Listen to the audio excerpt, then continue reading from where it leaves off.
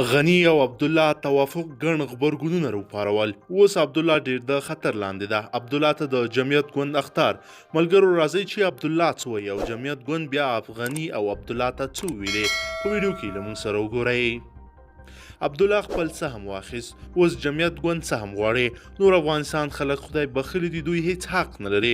اسلامي جمعیت ګوند مشر صلاح الدین رباني وایي د تیرو ولسمشریزو ټاکنو په پایله کې رامنځته شوی حکومت قانوني اعتبار نه لري او د تیرې ورځې سیاسي هوکړه کې د دوی له سرې کرښې چې هغه د متمرکز نظام بدلون دی پښه اړول شوې ده.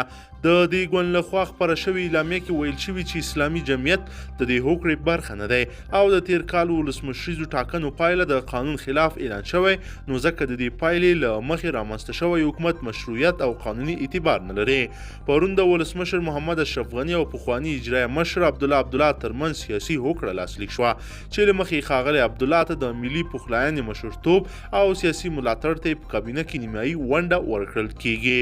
خو اسلامي جمعیت ګوند وایي دې هوکړه کې د خلکو واقعي رایې له پامه غورځول شوې او دولت متمرکز جوړښت پر ځای پاتې شو او داسې یو جوړښت د دې ګوند لپاره له سرې کرښې تېرېدل دي.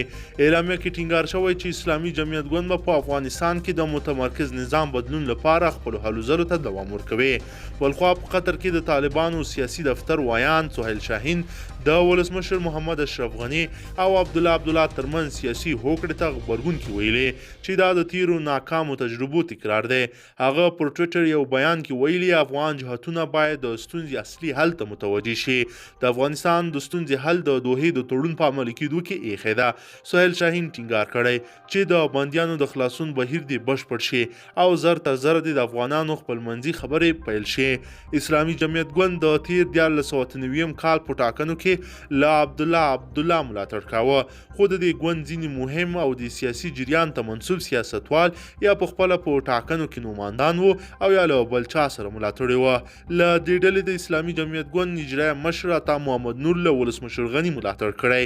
هغه هم یو بیانیه کې له دې سیاسي هوکړې سره مخالفت کړی، خو د هغه مخالفت ښاغلی عبدالله او د هغه سیاسي ملاتړو ته په حکومت کې له ونډې ورکولو سره دی. درنو لیدونکو، تاسو د دغه توافق او د جمعیت ګوند دغه خبرو په هکله که کوم نظر لرئ نو له موږ سره حتما په کمنټ کې شریک کړئ. که چیرې غواړئ چې ورته تازه او مهمو پیښو څخه ځان ډېر ژر او په لنډو کې خبر کړئ، زموږ چینل سره سبسکرایب کړئ، ویډیو سره لایک کړئ. تر بلې ویډیو مو په لوی رب سپارمه.